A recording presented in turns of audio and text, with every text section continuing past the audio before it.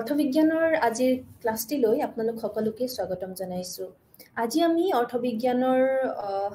ধ্ৰুপদী অৰ্থনীতি বা ধ্ৰুপদী অৰ্থনৈতিক প্ৰণালী আৰু কেইনছিয়ান অৰ্থনৈতিক প্ৰণালী সম্পৰ্কে আমি আলোচনা কৰিম। যাক আমি ধ্ৰুপদী বুলি ক'লে ইংৰাজীত আমি ক্লাছিকেল বুজো আৰু কেইনছ যাৰ নামেৰে এই পদ্ধতিটোক বা এই প্ৰণালীটোক নামাকৰণ কৰা হৈছে যে কেইনছ, জন মেইনাৰ্ড কেইনছৰ নামেৰে। গতিকে এই দুটা অৰ্থনৈতিক প্ৰণালীৰ সম্পৰ্কে আজি আমি আলোচনা কৰিম।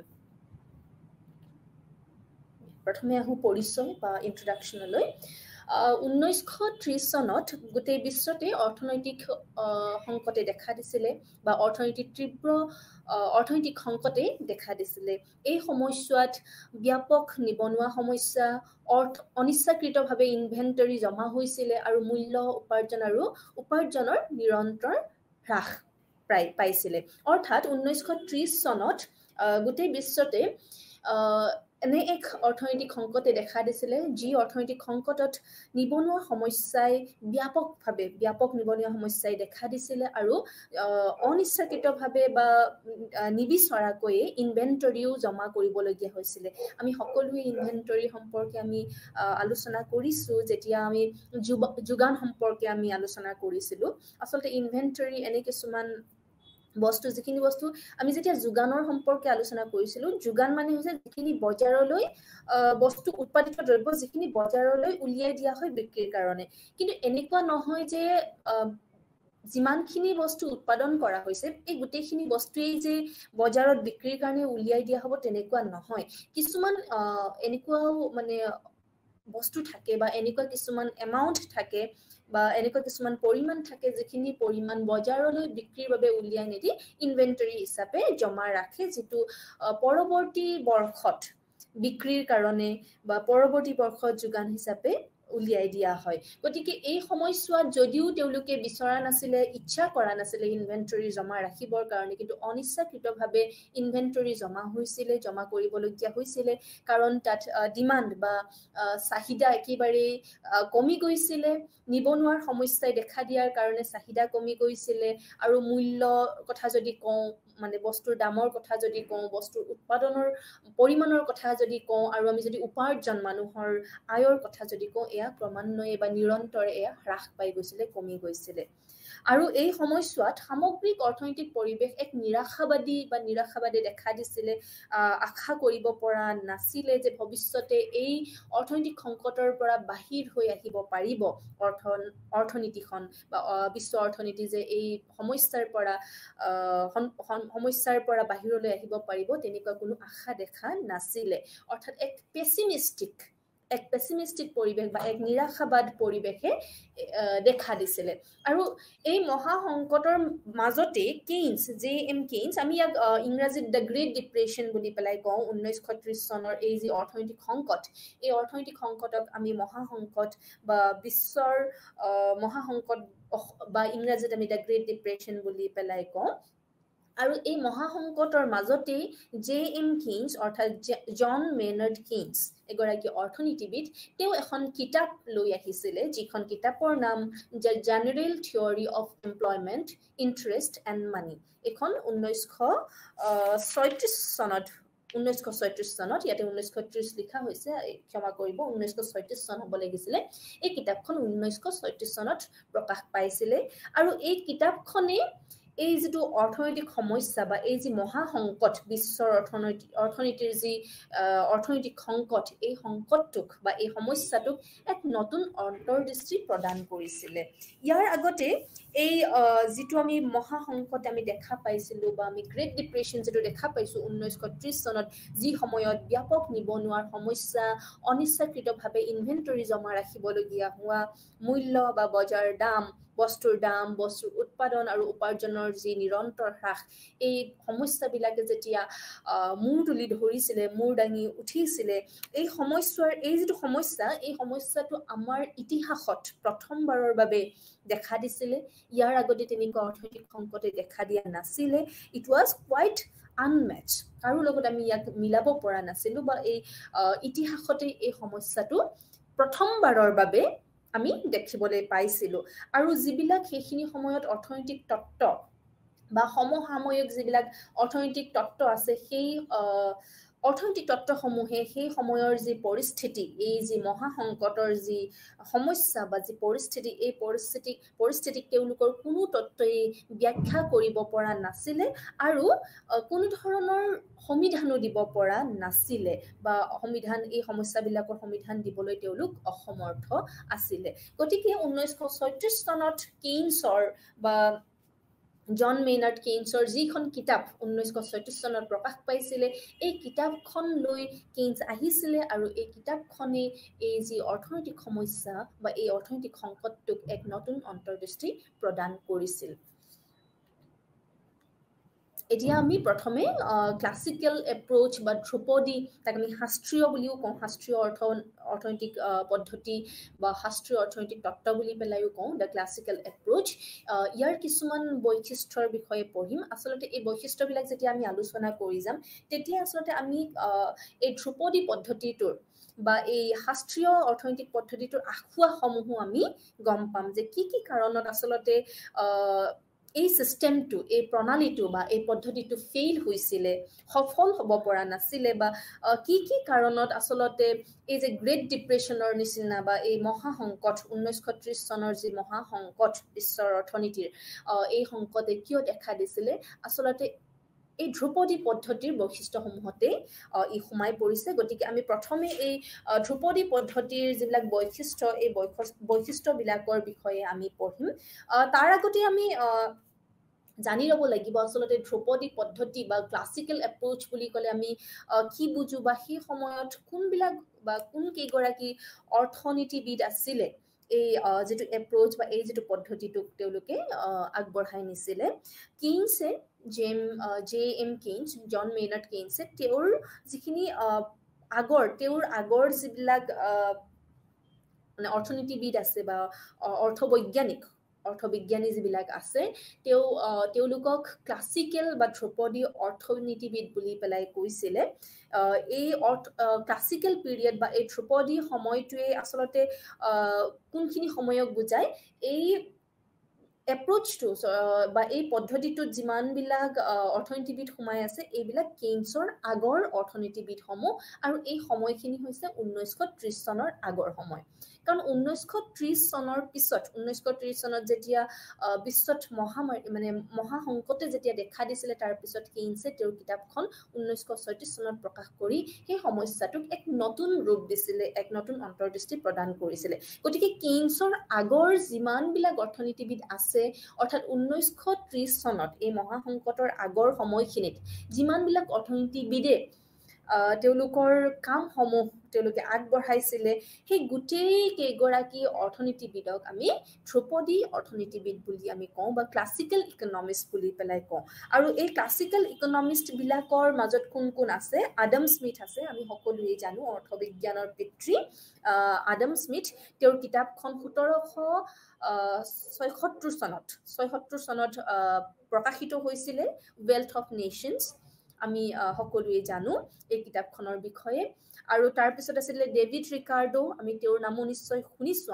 শুনিছে আপোনালোকেও ডেভিড ৰিকাৰ্ডো তেওঁৰ কিতাপখন আছিল প্ৰিন্সিপলছ অফ পলিটিকেল ইকনমি 1817 চনত আৰু আমি এইটো জনা উচিত যে অৰ্থনীতি বা অৰ্থবিজ্ঞান আগতে আসলতে অৰ্থবিজ্ঞানক আমি যেনেকৈ আজিৰ অৰ্থনীতি বা আজিৰ অৰ্থবিজ্ঞান যেনেকৈ আমি পঢ়ি আছিলো ইয়াৰ আগত ক্লাসিক্যাল ইকনমিষ্ট বিলাকে যেতিয়া অৰ্থবিজ্ঞান বা তেওঁলোকৰ কামসমূহ অৰ্থনীতিৰ লগত জড়িত কামসমূহ যেতিয়া তেওঁলোকে আগবঢ়াইছিলে তেতিয়া আসলতে অৰ্থবিজ্ঞান আজিৰ অৰ্থবিজ্ঞান নাছিলে তেতিয়া সেই অৰ্থবিজ্ঞানক আমি পলিটিকেল ইকনমি ৰাজনৈতিক অৰ্থবিজ্ঞান তেতিয়া ৰাজনৈতিক অৰ্থবিজ্ঞান আছিলে আমি অৰ্থবিজ্ঞান বুলি ক'লে আজি যেটো ৰূপ আমি দেখিবলৈ পাইছো এক বিজ্ঞান অৰ্থনীতি বা অৰ্থবিজ্ঞান এক বিজ্ঞান আজি আমি ইয়াতে বিভিন্ন ধৰণৰ মানুহৰ দৈনন্দিন জীৱনৰ গোটেই কাৰ্যকলাপসমূহৰ বিষয়ে পঢ়ো লগতে আমাৰ এই বিশ্বৰ যিমানবিলাক সমস্যা আছে সেয়া লাগিলে পৰিৱেশ সমূহৰ লগত জড়িতই হওক বা সেয়া লাগিলে আমাৰ স্বাস্থ্যৰ লগত জড়িতই হওক এই যিমানবিলাক ব্ৰাঞ্চেছ আহিছে অৰ্থবিজ্ঞানৰ এইবিলাক যেতিয়া নাছিলে তেতিয়া অৰ্থনীতিক আমি বা অৰ্থবিজ্ঞানক আমি পলিটিকেল ইকনমি বা ৰাজনৈতিক অৰ্থনীতি বুলি পেলাই আমি জানিছিলোঁ গতিকে তেওঁলোকৰ কামসমূহো সেই ৰাজনৈতিক অৰ্থনীতিৰ লগত জড়িত আছিলে সেয়েহে ডেভিড ৰিকাৰ্ডৰ কিতাপখনো আছিলে প্ৰিন্সিপলছ অফ পলিটিকেল ইকনমি বুলি এইখন কিতাপ 1817 চনত প্ৰকাশিত হৈছিলে তাৰপিছত আছিলে জন ষ্টুৱাৰ্ট মিল জে.এছ. মিল বুলি আমি যাক কওঁ তেওঁৰ কিতাপখনৰ নাম আছিলে প্ৰিন্সিপলছ অফ পলিটিকেল ইকনমি একেই 1848 চনত এইখন প্ৰকাশিত হৈছিলে তাৰপিছত নিঅ ক্লাছিকেল বা নৱ ধ্ৰুপদী যিবিলাক মানে অৰ্থনীতিবিদ আছিলে তেওঁলোকৰ মাজত আছে যেনেকৈ আলফ্ৰেড মাৰ্শ্বালৰ কথা ক'ব পাৰোঁ পিগোৰ কথা ক'ব পাৰোঁ এছ.চি. পিগো গতিকে এই যিবিলাক নৱ ধ্ৰুপদী অৰ্থনীতিবিদ আছিলে এইবিলাকে এই যিবিলাক ক্লাছিকেল আইডিয়া ধাৰণা যিবিলাক আছিলে ধ্ৰুপদী অৰ্থনীতিবিদসমূহে আগবঢ়োৱা যিবিলাক ধাৰণা আছিলে এই ধাৰণাসমূহ তেওঁলোকে সম্প্ৰসাৰিত কৰিছিলে গতিকে তেওঁলোকক আমি নৱ ধ্ৰুপদী পদ্ধতিৰ আমি ভিতৰত আমি সোমাব পাৰোঁ অৰ্থাৎ নিঅ ক্লাছিকেল এপ্ৰ'চ বা নিঅ ক্লাছিকেল ইকনমিষ্ট বুলি কওঁ সেইবিলাক অৰ্থনীতিবিদক বা সেই কেইগৰাকী অৰ্থনীতিবিদক যিয়ে আগৰ বা ধ্ৰুপদী অৰ্থনীতিবিদসকলে কৰা কামসমূহক আগবঢ়াই নিছিলে বা সম্প্ৰসাৰিত কৰিছিলে এতিয়া আমি তেওঁলোকৰ বৈশিষ্ট্যসমূহ আমি পঢ়িম বা বৈশিষ্ট্যসমূহৰ বিষয়ে আমি জানিম the features what are the features or characteristics of the classical approach okay so প্ৰথমটো হৈছে মাইক্ৰ ইকনমিক ইস্যুজ বা ব্যষ্টিবাদী সমস্যাসমূহ তেওঁলোকে ব্যষ্টিবাদী বা ব্যক্তিগত সমস্যাসমূহৰ লগত বিশেষকৈ জড়িত আছিলে যিবিলাক ক্লাছিকেল ইকনমিষ্ট আছে বা আমাৰ যিবিলাক ধ্ৰুপদী অৰ্থনীতিবিদ আছে তেওঁলোকে বেছিভাগ আমাৰ ব্যক্তিগত বা ব্যষ্টিবাদী সমস্যাসমূহৰ লগত জড়িত আছিলে যেনে আমাৰ যিবিলাক অৰ্থনৈতিক যিবিলাক আমাৰ এজেণ্ট আছে ইকনমিক এজেণ্ট যেনেকৈ আমাৰ কনজিউমাৰ উপভোক্তাৰ কথা ক'ব পাৰোঁ ফাৰ্মৰ কথা ক'ব পাৰোঁ আমি হাউচ হোল্ডৰ কথা ক'ব পাৰোঁ গতিকে এই হাউচ হোল্ডছবিলাকৰ এটা পৰিয়ালৰ বিষয়ে বা এগৰাকী উপভোক্তাৰ বিষয়ে এগৰাকী উৎপাদকৰ বিষয়ে এই গোটেইবিলাক তেওঁলোকৰ যি আচৰণ এই আচৰণসমূহৰ লগত তেওঁলোক জড়িত আছিলে অৰ্থাৎ যিবিলাক আমি ব্যষ্টিবাদী অৰ্থনীতিত ইতিমধ্যে আমি আলোচনা কৰিছোঁ যেনেকৈ উপভোক্তাৰ আচৰণ সম্পৰ্কে আমি আলোচনা কৰিছোঁ কেনেকৈ উপভোক্তা এগৰাকীয়ে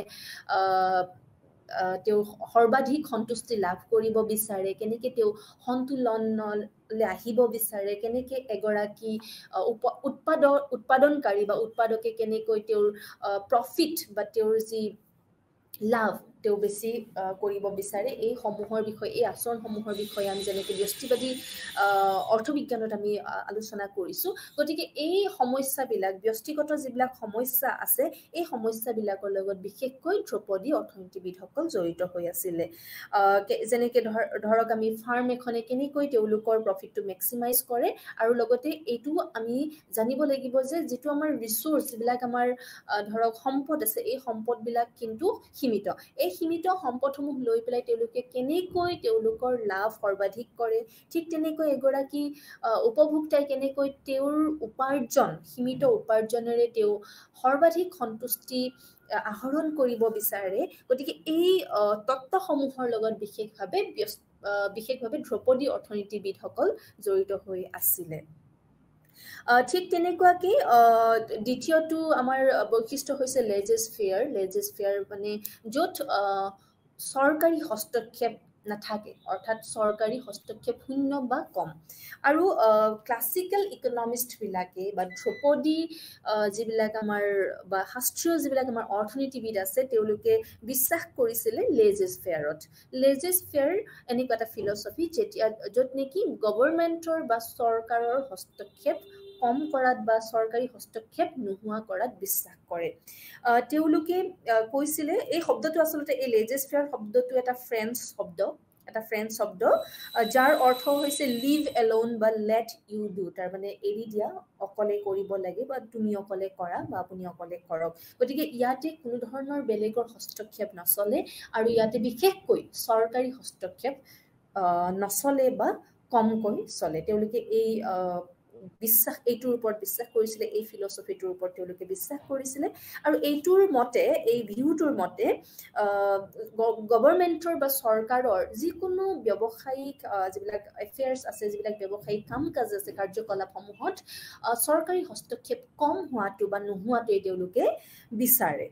আৰু আডাম স্মিথে তেওঁ কৈছিলে যে গভৰ্ণমেণ্টে নিজৰ যিটো ৰোল নিজৰ যিটো দায়িত্ব এই দায়িত্বটো বেছিকলি তিনিটা কাৰ্যতে তেওঁলোকে সমাপন বা সম্পাদন কৰা উচিত তেওঁ সাজেষ্ট কৰিছিলে তেওঁ বিচাৰিছিলে গভৰ্ণমেণ্টে যে তিনিটা মূল কামতে তেওঁলোকৰ হস্তক্ষেপ ৰাখিব লাগে বাকি কাৰ্যসমূহত বাকি যিবিলাক কাম কাজ আছে এই কাম কাজসমূহত চৰকাৰী হস্তক্ষেপ নোহোৱাটো তেওঁ বিচাৰিছিলে বা কৰিব নালাগে বুলি পেলাই তেওঁ কৈছিলে আৰু এই তিনিটাটো হৈছে নেশ্যনেল ডিফেন্সৰ ক্ষেত্ৰত চৰকাৰী হস্তক্ষেপ থাকিব পাৰে ঠিক তেনেকুৱাকৈ যিবিলাক এডমিনিষ্ট্ৰেশ্যন অফ জাষ্টিচ ন্যায় দিয়াৰ ক্ষেত্ৰত ন্যায়পালিকা বা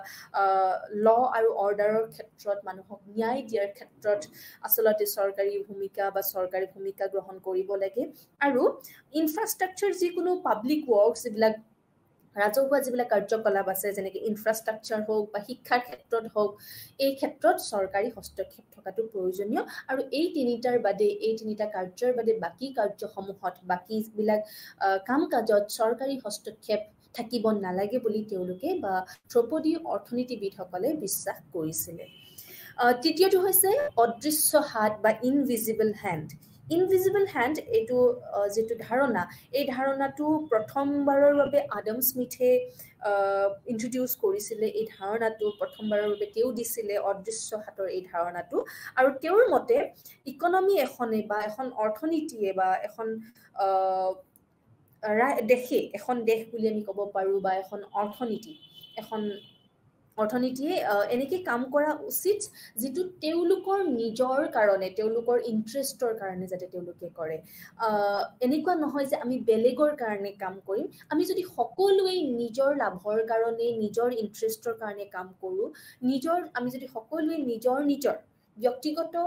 লাভত যদি আমি গুৰুত্ব দিওঁ সেয়া লাগিলে এগৰাকী উৎপাদকেই হওক সেয়া লাগিলে এগৰাকী উপভোক্তাই হওক আমি যদি সকলোৱে নিজৰ ভালটো বিচাৰোঁ নিজৰ ইণ্টাৰেষ্ট মতে যদি আমি কাম কৰোঁ আৰু নিজৰ যিকোনো ক্ষেত্ৰতে আমি যদি উপভোক্তা হওঁ তেতিয়াহ'লে যেনেকৈ আমি ইউটিলিটি বা আমাৰ যি উপযোগিতা আমি বৃদ্ধি কৰিব বিচাৰিম ঠিক তেনেকুৱাকৈ এগৰাকী উৎপাদনকাৰীয়ে তেওঁৰ লাভ যদি সৰ্বাধিক কৰিব বিচাৰে তেতিয়াহ'লে যেতিয়া সকলোবিলাক অৰ্থনীতি এখনৰ প্ৰত্যেকবিলাক মানুহে যেতিয়া নিজৰ ইণ্টাৰেষ্ট মতে কাম কৰিব নিজৰ ফিল্ডত বা নিজৰ লাভৰ কাৰণে যেতিয়া কাম কৰিব তেতিয়াহ'লে তেওঁ বিশ্বাস কৰে যে যেতিয়া সকলোৰে ভাল হ'ব তেতিয়াহ'লে গোটেই সমাজখনৰে ভাল হ'ব বুলি পেলাই তেওঁ বিশ্বাস কৰিছে গতিকে এই তত্ত্বটোক বা এই ধাৰণাটোক তেওঁ এক অদৃশ্য হাত বুলি কৈছে যে যেতিয়া মানুহে সকলোৱে নিজৰ লাভৰ কাৰণে কাম কৰে তেতিয়া ই গোটেই সমাজখনকে লাভান্বিত কৰে যেনেকে এগৰাকী প্ৰডিউচাৰে আমি যদি এগৰাকী উৎপাদনকাৰীৰ কথা কওঁ উৎপাদনকাৰীগৰাকী এই কাৰণে উৎপাদন নকৰে যে তেওঁৰ উৎপাদিত সামগ্ৰীসমূহ কোনোবাই কিনিব এইটো কোনো মহানুভৱতাৰ কাৰণে তেওঁ নকৰে বুলি পেলাই কৈছে ইট ইজ নট আ জেনেৰচিটি প্ৰডিউচাৰজনৰ বা উৎপাদনকাৰীগৰাকীৰ এয়া মহানুভৱতা নহয় যে তেওঁ বস্তুটো উৎপাদন কৰিছে তেওঁ নিজৰ লাভৰ কাৰণে বস্তুটো উৎপাদন কৰিছে আৰু ঠিক তেনেকুৱাকৈ এগৰাকী উপভোক্তায়ো বস্তুটো যদি ক্ৰয় কৰিছে এইটো তেওঁ উৎপাদনকাৰীগৰাকীক লাভ উঠাবৰ কাৰণে বা উৎপাদনকাৰীগৰাকীৰ লাভ হ'বৰ কাৰণে তেওঁ বস্তুটো ক্ৰয় কৰা নাই তেওঁ বস্তুটো নিজৰ কাৰণে ক্ৰয় কৰিছে অৰ্থাৎ সেই বস্তুটো ক্ৰয় কৰাৰ পিছত তেওঁ নিজৰ সন্তুষ্টি বা তেওঁৰ নিজৰ উপযোগিতা বৃদ্ধি পাইছে গতিকে আমি সকলোৱে যেতিয়া নিজৰ ইণ্টাৰেষ্ট মতে নিজৰ ইচ্ছা অনুযায়ী নিজৰ সুবিধাৰ কাৰণে নিজৰ ভালৰ কাৰণে যদি আমি কাম কৰোঁ যেতিয়া সকলোবিলাকে আমি নিজৰ ক্ষেত্ৰখনত লাভ আমি উপাৰ্জন বা লাভ অৰ্জন যেতিয়া আমি কৰিব পাৰোঁ তেতিয়াহ'লে সমাজৰ সকলোৰে লাভ হ'ব বা সমাজৰ সকলো মানুহেই লাভান্বিত হ'ব এই যিটো ধাৰণা এই ধাৰণাটোক আডাম স্মিথে ইনভিজিবল হেণ্ড বা অদৃশ্য হাত বুলি পেলাই কৈছে ঠিক তেনেকুৱাকৈ আন এটি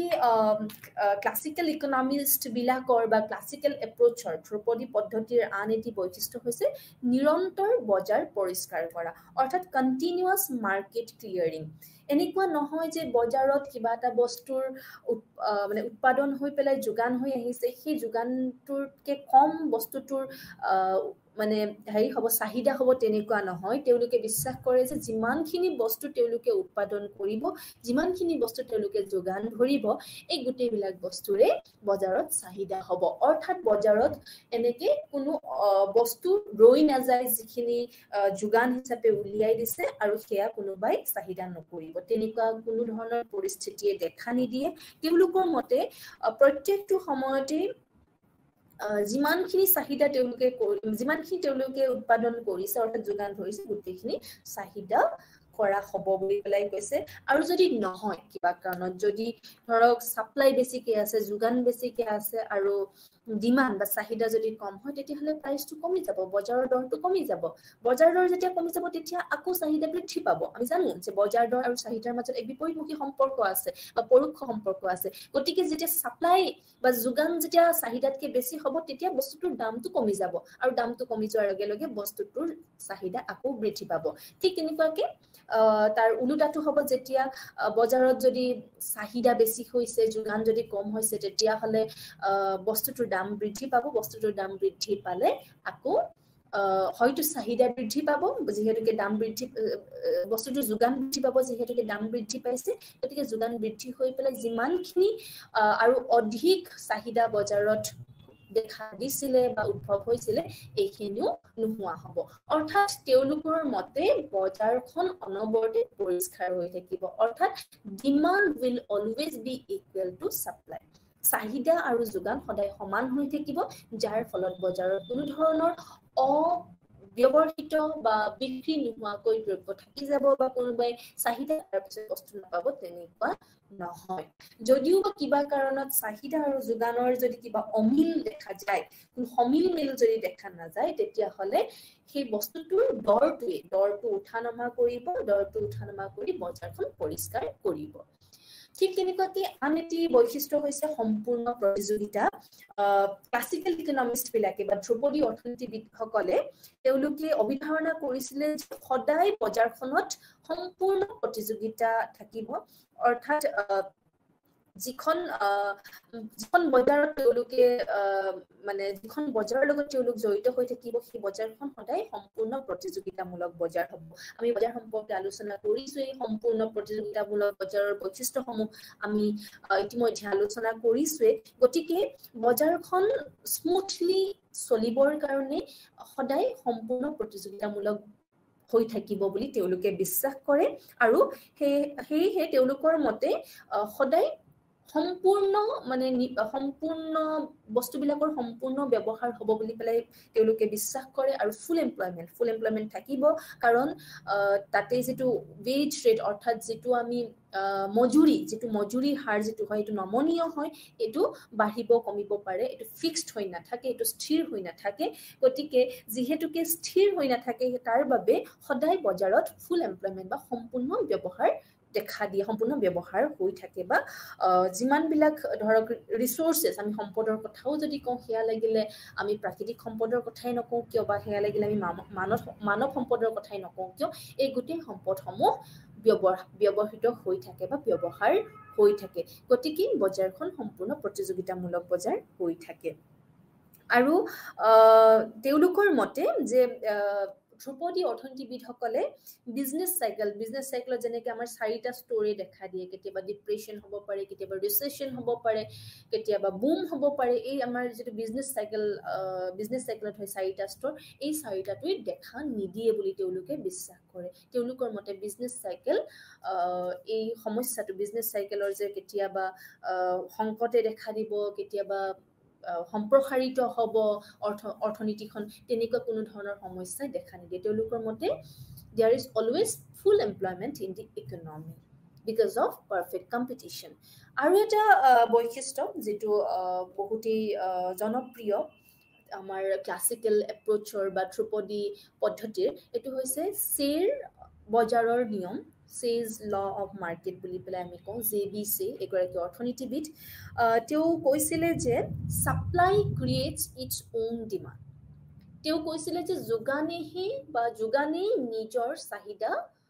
সৃষ্টি কৰে। অৰ্থাৎ যেতিয়া কোনো এটা বস্তুৰ যোগান ধৰা হয় সেই বস্তুটোৰ চাহিদা বজাৰত নিজাকৈ সৃষ্টি হয় যি বস্তুৱে আমি উৎপাদন নকৰো কিয় সেই বস্তুটোৰ চাহিদা বজাৰত নিজে নিজে সৃষ্টি হয় অৰ্থাৎ ক্লাসিক্যাল ইকোনমিস্ট বিলাকে বা ধ্ৰুপদী বা শাস্ত্ৰীয় অৰ্থনীতিবিদসকলে সাপ্লাই দিশটোক যোগানৰ দিশটোক বেছি গুৰুত্ব দিছিলে তেওঁলোকে চাহিদাৰ দিশটোক তেওঁলোকে গুৰুত্ব দিয়া নাছিলে বা তেওঁলোকে ৰুল আউট কৰিছিলে বুলিও আমি ক'ব পাৰো তেওঁলোকে চাহিদাৰ দিশটোক একেবাৰে মানে অগ্ৰাধিকাৰ দিয়া নাছিলে বা সেই গুৰুত্ব একেবাৰে দিয়া নাছিলে তেওঁলোকে গোটেইবিলাক উপাদান যিবিলাক উপাদানে ধৰক গোটেই ইকনমিখন ৰান কৰাত ইকনমিখন চলি যোৱাত অৰ্থনীতিখন চলি যোৱাত যিবিলাক কাৰক থাকে এই কাৰকবিলাক তেওঁলোকে বেছিভাগ যোগানৰ লগত জড়িত বা যোগানৰ দিশৰ পৰা তেওঁলোকে চাইছিলে এইবাৰ আমি ইয়াতে চাব পাৰো যে ধ্ৰুপদী প্ৰণালীত উৎপাদন আৰু নিযুক্তি অৰ্থাৎ output and employment in the classical system কেনেকৈ আউটপুট আৰু এমপ্লয়মেণ্ট কেনেকৈ কৰা হয় আমি উৎপাদন ফলনৰ বিষয়ে আমি আলোচনা কৰিছোৱেই যিটো উৎপাদন ফলনৰ বিষয়ে আমি আলোচনা কৰিছিলোঁ সেইটো আচলতে আমাৰ ক্লাছিকেল ইকনমিষ্টসকলে দিয়া বা আমাৰ ধ্ৰুপদী প্ৰণালী মতে আমি আলোচনা কৰিছিলোঁ ইয়াতে আমি দেখিছোৱেই ওপৰৰ আমি পেনেলটোত দেখা পাইছোঁ ওপৰৰ পেনেলটোত আমাৰ টিপি অৰ্থাৎ টোটেল প্ৰডাক্ট দিয়া আছে এইটো আৰু তলত আমাৰ মাৰ্জিনেল প্ৰডাক্ট দেখাইছে আমি সকলোৱে জানো টিপি অৰ্থাৎ টোটেল প্ৰডাক্ট মুঠ উৎপাদন আৰু প্ৰান্তিক উৎপাদনৰ মাজৰ সম্পৰ্ক আমি জানো যে আমাৰ মুঠ উৎপাদন ক্ৰমান্বয়ে ক্ৰমবৰ্ধিত হাৰত বৃদ্ধি পাই গৈ থাকে আৰু এটা বিশেষ বিন্দুত এটা বিশেষ বিন্দুত শেষ হয় অৰ্থাৎ ক্ৰমবৰ্ধিত যি উৎপাদনৰ হাৰ এই হাৰটো ইয়াতে কমি যোৱাৰ পিছত এই বিন্দুটোৰ পৰা ক্ৰমান্বয়ে আমাৰ উৎপাদন বৃদ্ধি হৈ থাকে অৰ্থাৎ মুঠ উৎপাদন আমাৰ ক্ৰমান্বয়ে বৃদ্ধি হৈ থাকে কিন্তু যিটো হাৰত মুঠ উৎপাদন বৃদ্ধি হয় সেই হাৰটো ক্ৰমান্বয়ে ইয়াতে হ্ৰাস পাই গৈ থাকে এইটো ক্ৰমবৰ্ধমান হাৰত এইটো ক্ৰমহ্ৰাসমান হাৰত কিন্তু আমি দুইটাতে দেখা পাইছো যে আমাৰ উৎপাদন বা মুঠ উৎপাদন আমাৰ বৃদ্ধি পাই গৈ আছে আৰু এটা বিন্দু পাব যিটো বিন্দুত আমাৰ মুঠ উৎপাদন সৰ্বাধিক হ'ব এই বিন্দুটো বি বিন্দুটোত সৰ্বাধিক হৈছে আমি সকলোৱে দেখিছো আৰু ইয়াৰ পিছত আমাৰ মুঠ উৎপাদন ক্ৰমান্বয়ে কমি আহিব আৰু ঠিক তেনেকুৱাকৈ আমি দেখা পাইছো যে যিটো বিন্দুলৈকে ক্ৰমবৰ্ধমান হাৰত আমাৰ মুঠ উৎপাদন বৃদ্ধি পাইছিলে সেই বিন্দুটোলৈকে অৰ্থাৎ এই বিন্দুটোলৈকে আমাৰ প্ৰান্তিক উৎপাদন বৃদ্ধি পাইছে আৰু যিটো বিন্দুৰ পৰা আমাৰ মুঠ উৎপাদন ক্ৰমহ্ৰাসমান হাৰত বৃদ্ধি পাইছে সেই বিন্দুটোৰ পৰা সৰ্বাধিক হোৱালৈকে অৰ্থাৎ মুঠ উৎপাদন সৰ্বাধিক হোৱালৈকে আমাৰ প্ৰান্তিক উৎপাদন ক্ৰমান্বয়ে হ্ৰাস পাই গৈছে কমি গৈছে আৰু যিটো বিন্দুৰ পৰা অৰ্থাৎ সৰ্বাধিক হোৱাৰ পিছত যেতিয়া আমাৰ মুঠ উৎপাদন যেতিয়া তললৈ মানে বা মুঠ উৎপাদন যেতিয়া কমি আহে তেতিয়া আমাৰ এমপি অৰ্থাৎ মাৰ্জিনেল প্ৰডাক্ট বা আমাৰ প্ৰান্তিক উৎপাদন ঋণাত্মক হয় নিগেটিভ হয় গতিকে এয়া হৈছে উৎপাদন ফলন যেটো আমাৰ ক্লাছিকেল সিস্টেমে বা আমাৰ ধ্ৰুপদী প্ৰণালী মতে আমি চালু ধ্ৰুপদী প্ৰণালীয়ে কেনেকৈ মুঠ উৎপাদন আৰু প্ৰান্তিক উৎপাদনৰ সম্পৰ্কটোক দেখুৱাইছে বা তেওঁলোকৰ যি উৎপাদন ফলন সেয়া আমি আলোচনা কৰিলোঁ নেক্সট আমাৰ ক্লাছিকেল ইকনমিষ্টৰ মতে শ্ৰমিকৰ চাহিদা বা লেবাৰ ডিমাণ্ড কেনেকুৱা ধৰণৰ হয় ডিমাণ্ড ফৰ লেবাৰ কেনেকুৱা ধৰণৰ হয় আমি সকলোৱে জানো যিহেতুকে লেবাৰ বা শ্ৰমিকে বস্তু বা যিকোনো সেৱা যিকোনো দ্ৰব্য বা সেৱাৰ উৎপাদন কৰাত সহায় কৰে সেই কাৰণে আমি শ্ৰমিকৰ চাহিদা কৰোঁ শ্ৰমিকৰ চাহিদা এইটো কাৰণে হয় কাৰণ কিছুমান বস্তুৰ তেওঁলোকৰ সেই শ্ৰমিকবিলাক ব্যৱহাৰ কৰি যিবিলাক আমি বা শ্ৰমিকৰ দ্বাৰা উৎপাদিত সামগ্ৰীবিলাকৰ বজাৰত যিহেতুকে চাহিদা আছে সেয়েহে আমি শ্ৰমিকবিলাকৰ চাহিদা কৰোঁ বা আমি শ্ৰমিকবিলাকক আমি ডিমাণ্ড কৰোঁ সেয়েহে আমি সকলোৱে জানো যে the demand for the factors of production are called derived demand এইটো উদ্ভূত চাহিদা এয়া প্ৰত্যক্ষ চাহিদা নহয় প্ৰত্যক্ষ চাহিদা বুলিলে আমি যাক পোনপটীয়াভাৱে আমি চাহিদা কৰোঁ সেয়া বুজো অৰ্থাৎ বজাৰত যিকোনো বস্তু যিবিলাক বস্তু আমি চূড়ান্ত ব্যৱহাৰ উপযোগী যিবিলাক দ্ৰব্য আছে যিবিলাক আমি বজাৰৰ পৰা ক্ৰয় কৰি আনো সেইবিলাক চাহিদাক আমি পোনপটীয়া চাহিদা বা প্ৰত্যক্ষ চাহিদা বুলি পেলাই কওঁ আৰু সেই দ্ৰব্যবিলাকৰ চাহিদা বজাৰত থকাৰ বাবে সেই দ্ৰব্যবিলাকক উৎপাদন কৰাৰ কাৰণে যিবিলাক সম্পদ বা যিবিলাক ধৰক আমি উপাদান যিবিলাক কাৰকক আমি চাহিদা কৰোঁ সেই চাহিদাবিলাকক আমি বা সেই চাহিদাটোক আমি ডিৰাইভ ডিমাণ্ড বা উদ্ভূত চাহিদা বুলি কওঁ যেনেকৈ শ্ৰমিকৰ চাহিদাটো বা demand for labour is also' a derived demand because we demand for labour because the commodity produced by those factors of production or those labor it has demand in the market অৰ্থাৎ তেওঁলোকে উৎপাদন কৰা তেওঁলোকৰ দ্বাৰা উৎপাদিত দ্ৰব্যসমূহৰ যিহেতুকে বজাৰত চাহিদা আছে সেয়েহে আমি শ্ৰমিকৰ চাহিদা কৰোঁ আৰু শ্ৰমিকৰ চাহিদা আমি কেতিয়া কৰিম মানে কিমান কৰিম আৰু কেতিয়া কৰিম আমি সকলোৱে জানো যে ইকুইলিব্ৰিয়াম হ'বৰ কাৰণে বা ভাৰসাম্য বিন্দুটো কেতিয়া হয় যিটো বিন্দুত আমাৰ মাৰ্জিনেল ৰেভিনিউ অৰ্থাৎ প্ৰান্তিক যি আয় আমাৰ প্ৰান্তিক ব্যয়ৰ সমান হয় আমি সকলোৱে জানো যে যিকোনো পোনপটীয়া দ্ৰব্যৰ ক্ষেত্ৰত ইকুইলিব্ৰিয়াম বা ভাৰসাম্য অৱস্থাত তেতিয়া পাম যেতিয়া আমাৰ বস্তুটোৰ পৰা পোৱা যি আমাৰ প্ৰান্তিক আয় সেই বস্তুটো উৎপাদন কৰোঁতে হোৱা প্ৰান্তিক ব্যয়ৰ সমান হয় অৰ্থাৎ MR is equal to MC ঠিক তেনেকুৱাকৈ লেবাৰৰ ক্ষেত্ৰতো শ্ৰমিকৰ ক্ষেত্ৰতো একেধৰণে হয় শ্ৰমিকৰ ক্ষেত্ৰত কেতিয়া হ'ব এইডাল হৈছে আমাৰ শ্ৰমিকৰ চাহিদাৰ ৰেখা কিয় আমি চাহিদাৰ ৰেখা বুলি পেলাই কৈছোঁ কাৰণ আমি শ্ৰমিকক তেতিয়ালৈকে আমি চাহিদা কৰি থাকিম আমি শ্ৰমিকক তেতিয়ালৈকে আমি ক্ৰয় কৰি থাকিম বা ব্যৱহাৰ কৰি থাকিম যেতিয়ালৈকে তেওঁলোকৰ প্ৰান্তিক উৎপাদনশীলতা আমাৰ ৱেজ বা মজুৰিৰ সমান হ'ব যদি তেওঁলোকৰ প্ৰান্তিক উৎপাদন ক্ষমতা আমাৰ মজুৰিতকৈ আমি দিয়া মজুৰিতকৈ বা আমাৰ দৰতকৈ যদি কম হয় তেতিয়াহ'লে উৎপাদনকাৰীয়ে লাভ অৰ্জন কৰিব নোৱাৰিব অথবা তেওঁ লোকচানৰ সন্মুখীন হ'ব কাৰণ তেওঁক দি থকা মজুৰিতকৈ তেওঁৰ পৰা যিখিনি তেওঁ উৎপাদনশীলতা বা উৎপাদন ক্ষমতা তেওঁ পাইছে সেয়া কম হৈছে অৰ্থাৎ when price or wage rate is greater than the MPL অৰ্থাৎ marginal productivity of labor the producer will not demand for labor বা উৎপাদনকাৰীয়ে আৰু বেছি অধিক চাহিদা নকৰিব শ্ৰমিকৰ গতিকে শ্ৰমিকৰ চাহিদা এগৰাকী উৎপাদকে তেতিয়ালৈকে কৰিব যেতিয়ালৈকে তেওঁৰ যি প্ৰান্তিক উৎপাদন ক্ষমতা সেয়া তেওঁক দিয়া মজুৰি বা তেওঁক দিয়া আমি যদি দৰ বুলি কওঁ দৰৰ সমান নহয় যেতিয়া তেওঁৰ উৎপাদনশীলতা তেওঁৰ প্ৰান্তিক উৎপাদন ক্ষমতা আৰু আমাৰ মজুৰি বা আমাৰ দৰ তেওঁক দিয়া দৰ সমান হ'ব তাৰ পিছত আৰু তেওঁক আমি বা উৎপাদনকাৰীগৰাকীয়ে চাহিদা নকৰিব বা ব্যৱহাৰ নকৰিব অৰ্থাৎ the demand curve for labor it is the MPL মানে সেই উৎপাদনকাৰীগৰাকীৰ প্ৰান্তিক যি উৎপাদন ক্ষমতা সেই প্ৰান্তিক উৎপাদন ক্ষমতাৰ যি ৰেখা আছে সেই ৰেখাডালেই আচলতে শ্ৰমিকৰ চাহিদাৰ ৰেখা সূচায় কাৰণ আমি শ্ৰমিকক তেওঁৰ প্ৰান্তিক উৎপাদন ক্ষমতাৰ ওপৰত নিৰ্ভৰ কৰিহে আমি চাহিদা কৰোঁ তেওঁ কিমানখিনি উৎপাদন কৰিবৰ পৰা ক্ষমতা আছে তাৰ ওপৰত নিৰ্ভৰ কৰে আমি কিমান শ্ৰমিক বা আমি শ্ৰমিকক কেতিয়ালৈকে আমি চাহিদা কৰি থাকিম এইবাৰ আমি ক্লাছিকেল ইকনমিষ্টৰ মতে যোগান শ্ৰমিকৰ যোগান আমি কেনেকৈ কৰোঁ বা ছাপ্লাই কেনেকৈ কৰা হয় তেওঁলোকে কৈছে যে কাম কৰাটো যেতিয়া মানুহে কাম কৰা ইজ নট আমি সকলোৱে জানো যে কাম যেতিয়া আমি কৰোঁ ইট গিভছ আছ ডিজ ইউটিলিটি আমি উপযোগিতা নাপাওঁ কাম কৰি আমি প্ৰত্যেক মানুহেই আচলতে কাম কৰি বেয়া পাওঁ কাম কৰি নিশ্চয়কৈ বেয়া পাওঁ আমি লেজাৰ বা আমি অলপ জিৰণি লৈ আমি ভাল পাওঁ আমি অনবৰতে কাম কৰি থাকিব নিবিচাৰোঁ প্ৰত্যেকৰে তেনেকুৱা হয় কাম কৰিবলৈ আমি অলপ বেয়া পাওঁ আমি লেজাৰ আমি স্লিপিং আমি ফুৰিবলৈ ভাল পাওঁ আমি শুই থাকিবলৈ ভাল পাওঁ আমি খাই থাকিবলৈ ভাল পাওঁ কিন্তু আমি কাম কৰিবলৈ বেয়া পাওঁ গতিকে আমাৰ ধ্ৰুপদী অৰ্থনীতিবিদসকলে বা আমাৰ শাস্ত্ৰীয় অৰ্থনীতিবিদসকলেও কৈছে যে আমাৰ দিনটোৰ যে 24 ঘণ্টা আছে এই 24 ঘণ্টাটোক আমি বা আমাৰ শ্ৰমিকবিলাকে দুটা ভাগত ভাগ কৰিব পাৰে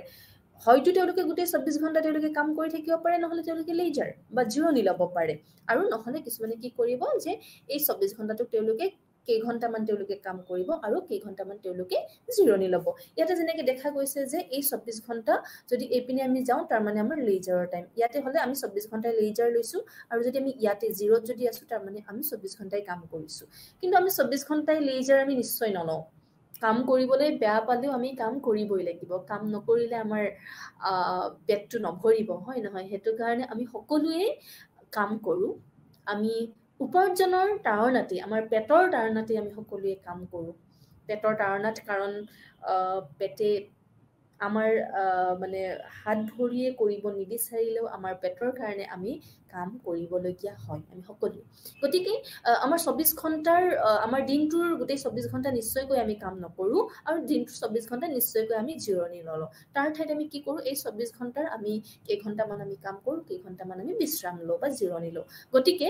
ইয়াতে বুজাইছে যে আমি যদি জিৰো অৰ্থাৎ এই মূল বিন্দুত যদি আমি থাকোঁ তাৰমানে আমি গোটেই 24 ঘণ্টাই কাম কৰিছোঁ আমি লেজাৰ লোৱা নাই আৰু ইয়াতে যদি আছোঁ মানে এই পইণ্টটোত যদি আছোঁ তাৰমানে আমি গোটেই 24 ঘণ্টাই আমি লেজাৰ লৈছোঁ আমি কাম কৰা নাই কিন্তু এই দুটা যিহেতুকে নহয় এই দুটা হ'ব নোৱাৰে আমাৰ দৈনন্দিন জীৱনত আমি কিছু ঘণ্টা আমি কাম কৰোঁ কিছু ঘণ্টা আমি বিশ্ৰাম লওঁ এইটো ডিপেণ্ড কৰিব কিমান মানুহে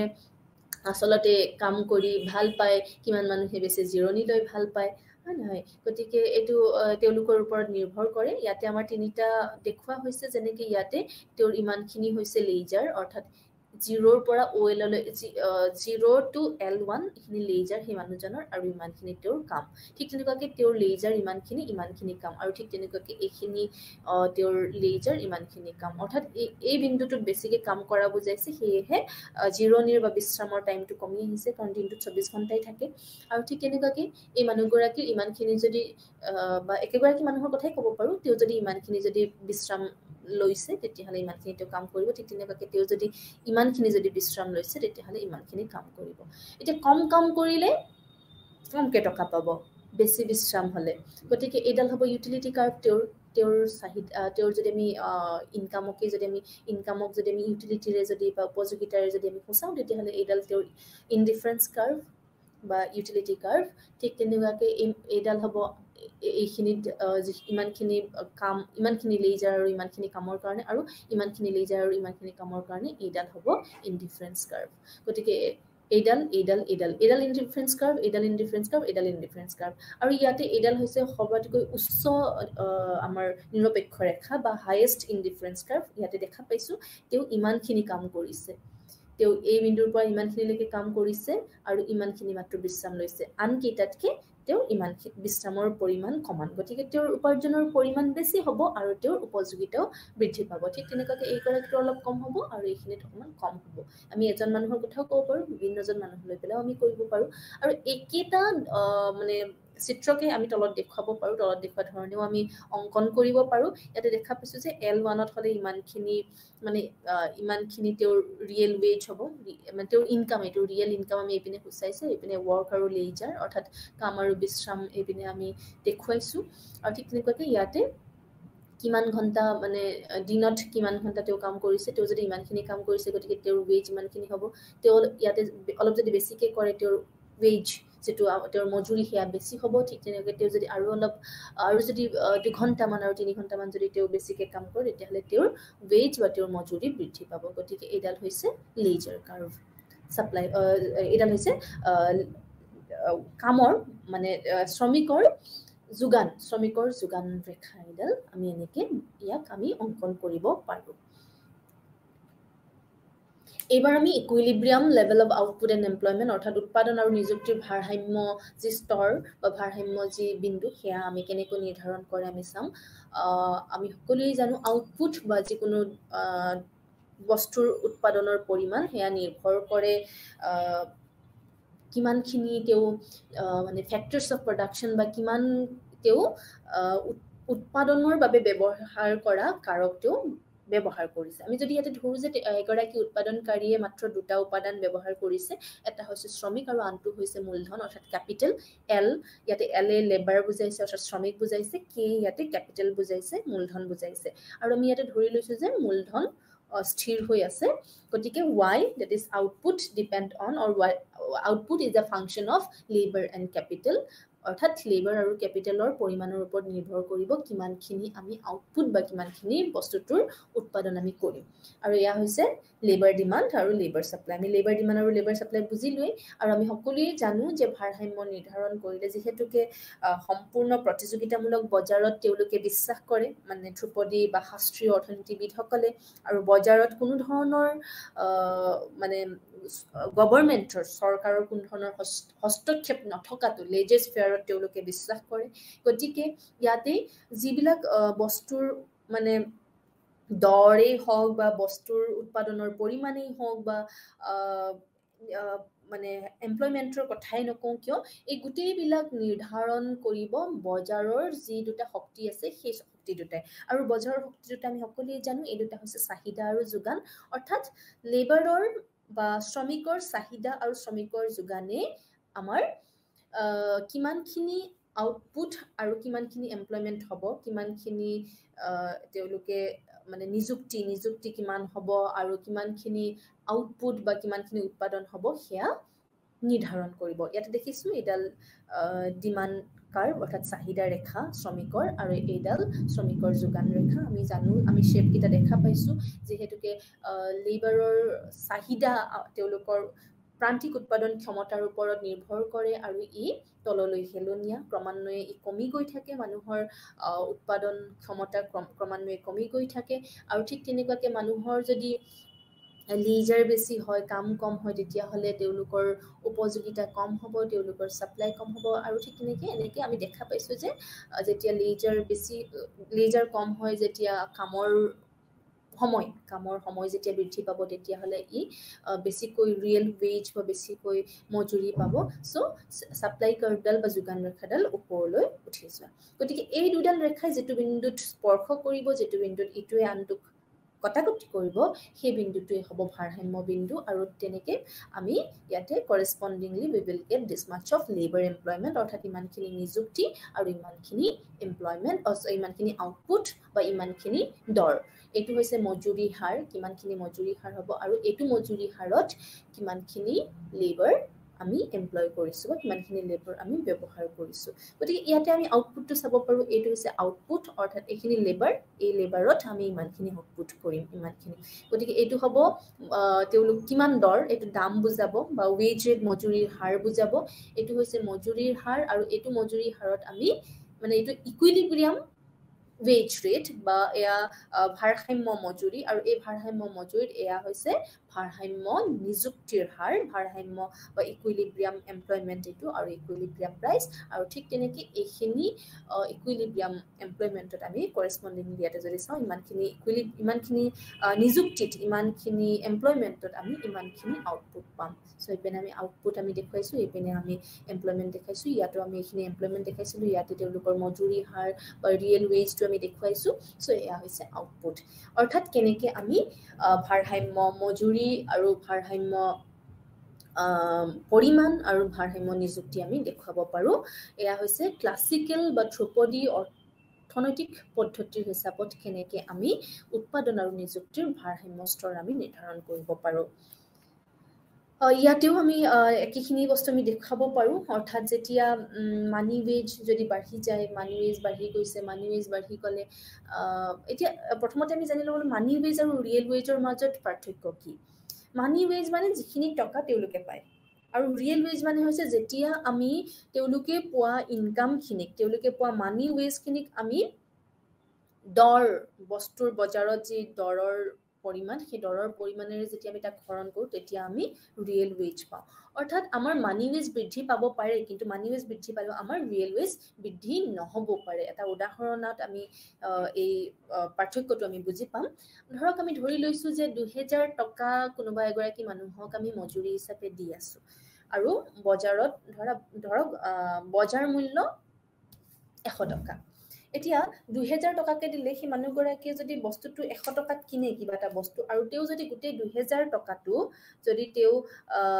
বস্তুটো কিনাত বস্তুটো ক্ৰয় কৰাত যদি তেওঁ খৰচ কৰে তেতিয়াহ'লে তেওঁ কিমানটা বস্তু কিনিব পাৰিব তেওঁ 20টা বস্তু কিনিব পাৰিব অৰ্থাৎ তেওঁৰ ৰিয়েল ৱেজটো হৈছে আচলতে তেওঁৰ ক্ষমতা তেওঁ কিমানখিনি বস্তু ক্ৰয় কৰিব পাৰে সেইটো ক্ষমতাটো বুজায় আৰু এটা উদাহৰণ দিছোঁ ইয়াতে মানি ৱেজটো হৈছে 2000 টকা তেওঁ মানি হিচাপত মানি টাৰ্মছত 2000 টকা পাইছে কিন্তু ৰিয়েলি তেওঁ কিমানখিনি পাইছে তেওঁ তেতিয়া আমি বজাৰৰ যিটো দৰৰ সীমা বা দৰ প্ৰাইচ লেভেল যিটো হয় সেইটোৰে আমি হৰণ যেতিয়া কৰি দিম অৰ্থাৎ তেওঁ কিমানখিনি বস্তু ক্ৰয় কৰিব পাৰিছে তেওঁৰ ক্ৰয় ক্ষমতা কিমান সেয়া হৈছে ৰিয়েল ৱেজ ঠিক তেনেকুৱাকৈ এই 2000 টকাটো গৈ পেলাই ধৰক 4000 টকা হ'ল নেক্সট ইয়াৰ সাপোজ আমি 4000 টকাকে তেওঁক দিলো আৰু বজাৰৰ বস্তুটোৰ দাম ধৰক 100 টকাৰ পৰা 200 টকা হ'ল এতিয়া কি হৈছে বস্তুটোৰ আগতে দাম 100 টকা আছিল এতিয়া 200 টকা হ'ল তেওঁৰ আগতে মজুৰি আছিল 2000 টকা এতিয়া তেওঁৰ মজুৰি হৈছে 4000 টকা এতিয়া আমি যদি টকাৰ হিচাপত চাওঁ তেতিয়া হলে আগতে তেওঁৰ 2000 টকা আছিল মজুৰি এতিয়া তেওঁৰ 4000 টকা হৈছে গতিকে নিশ্চয়কৈ মানি টাৰ্মছত বা টকাৰ হিচাপত মুদ্ৰাৰ হিচাপত নিশ্চয়কৈ তেওঁৰ মজুৰি বৃদ্ধি পাইছে কিন্তু ৰিয়েল সেন্সত মানে আমি সঁচা অৰ্থত যদি আমি চাওঁ বাস্তৱিকতে আসলতে তেওঁৰ মজুৰি বৃদ্ধি পাইছে নে নাই পোৱা কিয় নাই পোৱা কাৰণ বজাৰৰ যি দৰ আছিলে আগতে বজাৰৰ দৰ প্ৰাইস লেভেল যেটো আছিলে জেনাৰেল প্ৰাইস লেভেল যেটো আছিলে আগতে 100 টকা আছিলে এতিয়া কি বৃদ্ধি হৈ পেলাই 200 টকা হৈছে অৰ্থাৎ 2000 টকাৰে তেও সেই ধৰক 100 টকীয়া বস্তু যদি গুটেই কেটা মানে গুটেই 2000 টকাটো খৰচ কৰি 100 টকীয়া বস্তুটো যদি ক্ৰয় কৰিম বুলি ভাবে তেতিয়া হলে তেও 20টা বস্তু কিনিবলৈ পাৰিব অৰ্থাৎ সেই বস্তুটো 20টা ইউনিট কিনিব পাৰিব এতিয়া তেওঁৰ মজুৰি বৃদ্ধি পাইছে 4000 টকা কিন্তু এতিয়াও সেই বস্তুটোৰ দাম 200 টকা হ'ল গতিকে এতিয়াও যদি তেও সেই বস্তুটোই অকল ক্ৰয় কৰে তেওঁৰ গুটেইখিনি মজুৰিৰে তেতিয়া হলে তেও এতিয়াও 20টা বস্তুই ক্ৰয় কৰিব পাৰিব অৰ্থাৎ তেওঁৰ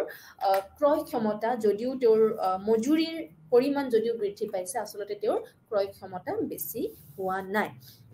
এইটো হল পাৰ্থক্য ৰিয়েল ৱেজ আৰু মানি ৱেজৰ মাজত আৰু এইটো হৈছে আমি কেনেকে উৎপাদন মানে উৎপাদন আৰু নিযুক্তিৰ ভাৰসাম্য আমি কেনেকে নিৰ্ধাৰণ কৰিব পাৰো এইটো হিচাপত আমি চাব পাৰো যেতিয়া ধৰক লেবাৰ ইমানখিনি বাঢ়িছে এইটো হৈছে ways rate real ways rate এইটো ডিমান্ড কাৰ্ভ আৰু ৰিয়েল সাপ্লাই কাৰ্ভ আমি এনেকে বুজাব পাৰো এতিয়া মুঠ যোগান ফলন এগ্ৰিগেট সাপ্লাই ফাংচনটো কেনেকুৱা ক্লাসিক্যাল সিস্টেমত এগ্ৰিগেট সাপ্লাই বা সামগ্ৰিক যোগান ফলনটো এডাল ভাৰ্টিকেল ৰেখা বুলি পেলাই কৈছে এডাল ভাৰ্টিকেল ই মানে এই আমাৰ যেডাল y অক্ষৰ সমান্তৰাল ভাবে আছে আৰু এডালে কি বুজাইছে y মানে হৈছে যদি আমি আউটপুট বুলি পেলাই ধৰি লওঁ আমি যদি উৎপাদনৰ পৰিমাণ বুলি পেলাই ধৰি লওঁ তেতিয়া হলে উৎপাদনৰ পৰিমাণ স্থিৰ হৈ আছে যদিও ইয়াতে প্ৰাইস লেভেলটো বাঢ়ি গৈ আছে ইয়াতে দেখা পাইছো প্ৰাইস আমি এইপিনে এগ্ৰিগেট প্ৰাইস লেভেল অৰ্থাৎ সামগ্ৰিক যি আমাৰ দৰৰ মানে দৰটো আমি এইপিনে সামগ্ৰিক দৰটো আমি এইপিনে দেখুৱাইছো আৰু এইপিনে আমি উৎপাদনটো আমি দেখুৱাইছো এতিয়া ইয়াতে প্ৰায় P1 2P1 3P1 এইবিলাক আমি প্ৰাইস লেভেলটো আমি দেখুৱাইছো P1 টো অলপ কম 2P1 টো বেছি 3P1 টো আৰু বেছি অৰ্থাৎ প্ৰাইস লেভেল ক্ৰমান্বয়ে বৃদ্ধি পাই গৈ আছে বুলি আমি ইয়াতে চিত্ৰৰ সহায়ত আমি দেখিবলৈ পাইছো এতিয়া যেতিয়া আৰু এটা মানে আমাৰ ধ্ৰুপদী পদ্ধতিৰ বা আমাৰ শাস্ত্ৰীয় অৰ্থনৈতিক পদ্ধতিৰ এটা অভিধাৰণা বুলি ক'ব পাৰো বা বৈশিষ্ট্য বুলি ক'ব পাৰো তেওঁলোকে flexibility of prices and wage rate তেওঁলোকে বিশ্বাস কৰিছে অৰ্থাৎ তেওঁলোকে মজুৰিৰ হাৰ আৰু বস্তুৰ দৰৰ নমনীয়তাক তেওঁলোকে বিশ্বাস কৰিছিলে অৰ্থাৎ যেনেকৈ আমি কৈছিলো যে বজাৰখন অনবৰতে ক্লিয়াৰ হৈ থাকে সদায় বজাৰখন মানে এই হৈ থাকে সাফা হৈ থাকে মানে বজাৰত কোনো ধৰণৰ বিক্ৰী নকৰাকে বস্তু ৰৈ নাযায় বা বিক্ৰী নোহোৱাকে বস্তু ৰৈ নাযায় তাৰ ফলত হেয়া কেনেকৈ হ'ব পাৰে যেতিয়া আমি আলোচনা কৰিছিলো যে যদি ধৰক সাপ্লাই বা যোগান যদি বৃদ্ধি পাইছে যদি তাৰ সেই হিচাপত যদি আমাৰ চাহিদা যদি বৃদ্ধি পোৱা নাই তেতিয়া হলে বস্তুটোৰ দৰটো কমি যাব ঠিক তেনেকৈ যদি চাহিদা বেছি হৈছে যোগানতকে তেতিয়া হলে বস্তুৰ দাম বৃদ্ধি পাব অৰ্থাৎ there is a flexibility in prices and wage rate to আমি সবে জানো it is the price of the labor আমি শ্ৰমিকক যিখিনি শ্ৰমিকৰ যিটো দৰ তাক আমি wage rate বুলি কওঁ বা মজুৰি হাৰ বুলি পেলাই কওঁ গতিকে এই মজুৰি হাৰ আৰু বজাৰৰ যি দাম যিকোনো বস্তুৰ বা যিকোনো সেৱাৰ যি দাম এই সেৱাৰ দাম বা বস্তুৰ দাম আৰু আমাৰ শ্ৰমিকৰ যি দাম এই দামৰ নমনীয়তাক তেওঁলোকে বিশ্বাস কৰে আৰু নমনীয়তা থকাৰ কাৰণে প্ৰাইস বাঢ়িলে প্ৰাইস তাতে কি হ'ব পাৰে বঢ়া কমা হ'ব পাৰে কিন্তু তেওঁলোকৰ প্ৰাইস বঢ়া কমা হোৱাৰ কাৰণে কিন্তু আউটপুটটো ইয়াতে স্থিৰ হৈ আছে আমি দেখা পাইছো যে তেওঁলোকে যেহেতুকে বিশ্বাস কৰে যে মানি ৱেজ ৰেট যেতিয়া বাঢ়ি যায় মানে মানি ৱেজ ৰেটটো ইয়াতে বাঢ়ি গৈছে প্ৰাইস যেতিয়া বাঢ়ি গৈছে তেতিয়া মানুহৰ বা শ্ৰমিক বিলাকৰ মজুৰিও বৃদ্ধি পাব ইয়াতে দেখা পাইছো যে এটো প্ৰাইস বাঢ়ি গৈছে মানে এটো প্ৰাইসটো আমাৰ লেবাৰৰ ক্ষেত্ৰতে আমি ধৰিব পাৰো আমি বস্তুবিলাকৰ যিকোনো দ্ৰব্যৰ চূড়ান্ত ব্যৱহাৰ উপযোগী দ্ৰব্যৰ ক্ষেত্ৰতে আমি ধৰিব পাৰো গতিকে যেতিয়া বস্তুটোৰ দাম বাঢ়ি যাব যেতিয়া শ্ৰমিকৰ দাম বাঢ়ি যাব তেওঁলোকৰ মানি ৱেজটো বাঢ়ি যাব আৰু যেতিয়া বজাৰত যেতিয়া বস্তুৰ দাম বৃদ্ধি পাব, বজাৰত বস্তুৰ দাম বৃদ্ধি পালে সেই বস্তুবিলাকৰ ধৰক চাহিদা বৃদ্ধি পাইছে, চাহিদা বৃদ্ধি পালে বস্তুবিলাকৰ দাম বৃদ্ধি পাব, কাৰণ বজাৰখন অনবৰতে ক্লিয়াৰ হৈ থাকে, আৰু ক্লিয়াৰ হৈ থকাৰ কাৰণে বজাৰত যিহেতুকে বস্তুৰ চাহিদা বেছি হৈছে আৰু যোগান সেই হিচাপত কম আছে, তেতিয়াহ'লে বস্তুটোৰ দাম বৃদ্ধি পাব। বস্তুটোৰ দাম যেতিয়া বৃদ্ধি পাব, সেই হিচাপত ডিৰাইভ ডিমাণ্ডো বাঢ়িব, অৰ্থাৎ সেই বস্তুটো উৎপাদন কৰোঁতে যদি আমি শ্ৰমিক ব্যৱহাৰ কৰিছোঁ, সেই শ্ৰমিকবিলাকৰো ডিমাণ্ডটো বাঢ়ি যাব, চাহিদাটো বৃদ্ধি পাব, আৰু চাহিদা বৃদ্ধি পোৱাৰ কাৰণে শ্ৰমিকবিলাকৰো দাম বা শ্ৰমিকবিলাকৰো মজুৰি বৃদ্ধি পাব। অৰ্থাৎ দৰ বাঢ়িলে মজুৰি হাৰো বৃদ্ধি পাব। যিহেতুকে দৰ বঢ়াৰ কাৰণে মজুৰিৰ হাৰো বৃদ্ধি পাইছে, গতিকে উৎপাদন স্থিৰ হৈ থাকিব, কাৰণ ইয়াতে প্ৰাইচৰ লগে লগে ৱেজ ৰেটটো সমান্তৰালভাৱে বৃদ্ধি পাইছে। গতিকে আউটপুটটো তেওঁলোকে বৃদ্ধি কৰিব পৰা নাই, কাৰণ প্ৰাইচ বৃদ্ধি হোৱাৰ কাৰণে তেওঁলোকে ৱেজটো বেছিকৈ দিবলগীয়া হৈছে। বস্তুটোৰ দাম বৃদ্ধি হোৱাৰ কাৰণে তেওঁলোকে ব্যৱহাৰ কৰা যিবিলাক উপাদান আছে, সেই উপাদানবিলাককো তেওঁলোকে বেছিকৈ দাম দিবলগীয়া হৈছে বা বেছিকৈ তেওঁলোকে মজুৰি দিবলগীয়া হৈছে, শ্ৰমিকৰ ক্ষেত্ৰত যদি আমি ধৰোঁ। গতিকে তেওঁলোকে উৎপাদনৰ পৰিমাণ তেওঁলোকে বৃদ্ধি কৰিব পৰা নাই। That's why the aggregate supply function is a vertical one in classical system. অৰ্থাৎ ধ্ৰুপদী বা শাস্ত্ৰীয় অৰ্থনৈতিক পদ্ধতিত যিডাল সামগ্ৰিক যোগান ৰেখা, এই সামগ্ৰিক যোগান ৰেখা স্থিৰ হৈ থাকে বা ফিক্সড হৈ থাকে, ই y অক্ষৰ সমান্তৰাল হৈ পেলাই থাকে।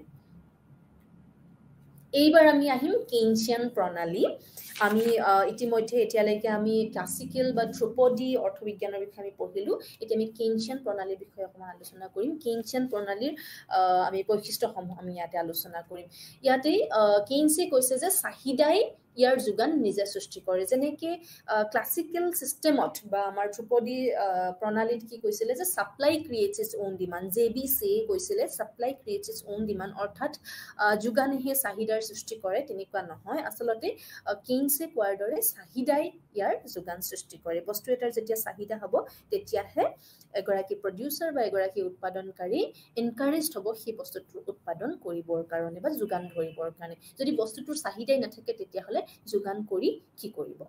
নেক্সট হৈছে মূল্য আৰু মজুৰিৰ হাৰত কঠোৰতা। যেনেকৈ ক্লাছিকেল ইকনমিষ্টবিলাকে কৈছিলে যে বা বিশ্বাস কৰিছিলে যে বস্তুৰ দাম আৰু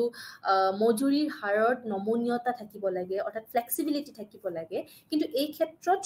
কেইনছে কৈছিলে যে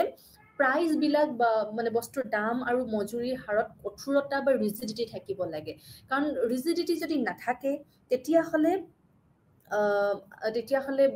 ইকনমিখনত অনবৰতে এটা ফ্লাকচুৱেশ্যনছ হৈ থাকিব, অনবৰতে কেতিয়াবা আপছ কেতিয়াবা ডাউনছ হৈ থাকিব। আৰু যেনেকৈ ক্লাছিকেল চিষ্টেমত ক্লাছিকেল ইকনমিষ্টবিলাকে বিশ্বাস কৰিছিলে যে পাৰফেক্ট কম্পিটিশ্যন থাকে, সম্পূৰ্ণ প্ৰতিযোগিতামূলক বজাৰ থাকে। আচলতে তেনেকুৱা নহয়, পাৰফেক্টলি কম্পিটিটিভ মাৰ্কেট বা সম্পূৰ্ণ প্ৰতিযোগিতামূলক বাস্তৱিকতে নাই। গতিকে সেইকাৰণে এই বস্তুবিলাক মানে এই ক্ষেত্ৰত ছাপ্লায়াৰ্ছবিলাক বা যোগান যিয়ে ধৰে, তেওঁলোকৰ এটা মানে একচেটিয়া তেওঁলোকৰ শক্তি থাকে, একচেটিয়া বা মনোপলি পাৱাৰ তেওঁলোকে থাকে। আৰু যিহেতুকে সম্পূৰ্ণ প্ৰতিযোগিতামূলক বজাৰ বাস্তৱিকতে এক্সিষ্ট নকৰে বা নাথাকে। গতিকে ইয়াতে আমি যদি চাওঁ, যদি আমি যিহেতুকে এটা চিষ্টেমত থাকোঁ, গতিকে আমি মূল্য বা মজুৰিৰ ক্ষেত্ৰত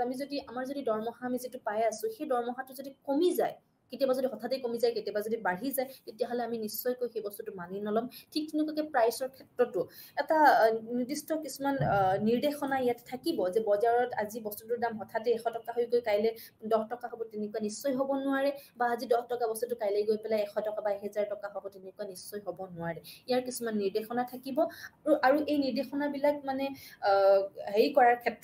কাৰ্যকৰী কৰাৰ ক্ষেত্ৰত ইয়াতে চৰকাৰৰ হস্তক্ষেপ থাকিব, যিটো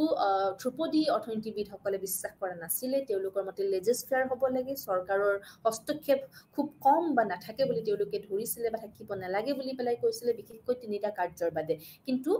কেইনছৰ মতে আচলতে চৰকাৰী হস্তক্ষেপ থাকিব লাগে। ধৰক যদি বজাৰত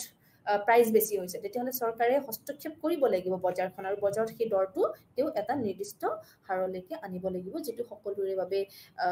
মানে ভাল হ'ব পাৰে। ঠিক তেনেকুৱাকৈ বজাৰত যদি নিবনুৱাৰ সমস্যা, বজাৰত নহয় অৰ্থনীতিত যদি নিবনুৱাৰ সমস্যাই বৃদ্ধি পাইছে, তেতিয়াহ'লে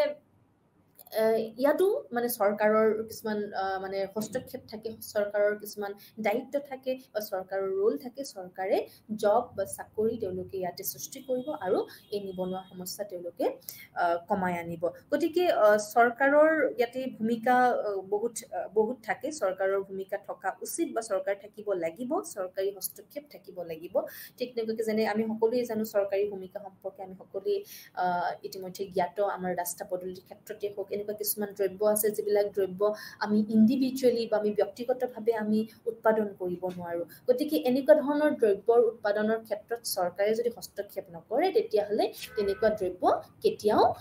উৎপাদন হ'বই নোৱাৰিব। অথচ এই বস্তুবিলাক বা এই দ্ৰব্যবিলাক আমাৰ কাৰণে খুবেই প্ৰয়োজনীয়। ঠিক তেনেকুৱাকৈ ক্লাছিকেল ইকনমিষ্টবিলাকে বা ধ্ৰুপদী অৰ্থনীতিবিদসকলে অৰ্থনীতিত নিবনুৱা নাথাকে বুলি পেলাই কৈছিলে। কিন্তু কেইনছে কৈছে যে এইটো নহয়, আচলতে অৰ্থনীতিত নিবনুৱা থাকে। অৰ্থনীতিত নিবনুৱা থাকে আমি সকলোৱে জানো। এতিয়া নিবনুৱাৰ হাৰ কেনেকুৱা। এই নিবনুৱা অকল মানৱ সম্পদৰ ক্ষেত্ৰতেই নহয়, মানুহৰ ক্ষেত্ৰতেই নহয়, এয়া প্ৰাকৃতিক সম্পদৰ ক্ষেত্ৰতো ই প্ৰযোজ্য হয়। এনেকুৱা বহুত প্ৰাকৃতিক সম্পদ আছে যিবিলাক আনইউটিলাইজড, মানে অব্যৱহৃত হৈ আছে, ব্যৱহাৰ কৰিব পৰা যোৱা নাই। বিভিন্ন কাৰণত সেইবিলাক ব্যৱহাৰ কৰিব পৰা যোৱা নাই। গতিকে অৰ্থনীতিত নিবনুৱাৰ সমস্যা থাকে, যিটো ক্লাছিকেল ইকনমিষ্টবিলাকে বা ধ্ৰুপদী বা শাস্ত্ৰীয় অৰ্থনীতিবিদসকলে নাকচ কৰিছিলে বা নাই বুলি পেলাই কৈছিলে। তেওঁলোকৰ মতে there is always full employment, সদায় তাতে সম্পূৰ্ণ মানে যিকোনো সম্পদেই নহওক কিয় সম্পদসমূহৰ সম্পূৰ্ণ ব্যৱহাৰ হয় বুলি তেওঁলোকে মানি লৈছিলে বা তেওঁলোকে দেখুৱাইছিলে। আমি দেখাই পাইছোঁ যেনেকৈ ডিমাণ্ড বাঢ়িলে ছাপ্লাই কম হ'লেও আল্টিমেটলি তেওঁলোকে বস্তুটোৰ দাম মানে চেঞ্জ কৰি পেলাই, পৰিৱৰ্তন কৰি পেলাই সদায় বজাৰখন তেওঁলোকে ক্লিয়াৰ কৰি ৰাখিছিলে, যিটো আচলতে নহয়। কেইনছে কৈছে যে বজাৰ মানে অৰ্থনীতিত আমাৰ আনএমপ্লয়মেণ্ট বা নিবনুৱাৰ সমস্যা থাকিবই। এয়া মানৱ সম্পদৰ ক্ষেত্ৰতো হ'ব পাৰে, এয়া প্ৰাকৃতিক সম্পদৰ ক্ষেত্ৰতো হ'ব পাৰে। আৰু ঠিক তেনেকৈ আমি অলপ আগতে আলোচনা কৰিলোঁ যিডাল সামগ্ৰিক যোগান ৰেখা বা মুঠ যোগান ৰেখা, এগ্ৰিগেট ছাপ্লাই কাৰ্ভ যিডাল আছিলে, আমি দেখা পাইছোঁ ক্লাছিকেল ইকনমিষ্টবিলাকৰ মতে